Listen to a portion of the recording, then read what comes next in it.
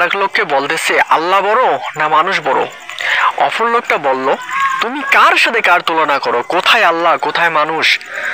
তারপরে বলতেছেন, আপনি বলেন আল্লাহ বড় না মানুষ বড়? ওই লোকটি বলল, কেন আল্লাহ বড়? যদি আল্লাহ বড় হয়, কালকে আপনি ডাক্তারের কাছে গেলেন, ডায়াবেটিস চেক আপ করলেন, ডাক্তার বলল যে এটা খাওয়া যাবে না ওটা খাওয়া যাবে না, এভাবে চলতে হবে।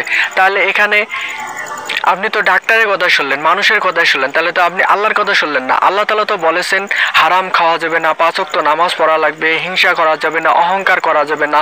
আপনি কি পালন করেন? আপনি তো কোনো কিছু আল্লাহ তাআলার হুকুম পালন করেন না।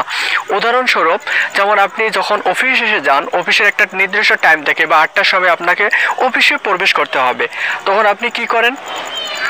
8টার সময় অফিসে চলে যান। আর যদি সময় মতো অফিসে না যান, আপনাকে অবশ্যই কৈফিয়ত দিতে হয়, জবাব দিতে হয়, শাস্তি স্বরূপ আপনার হাজিরা কেটে নেওয়া হয়, ইত্যাদি ইত্যাদি আপনার শাস্তি ভোগ করা লাগে।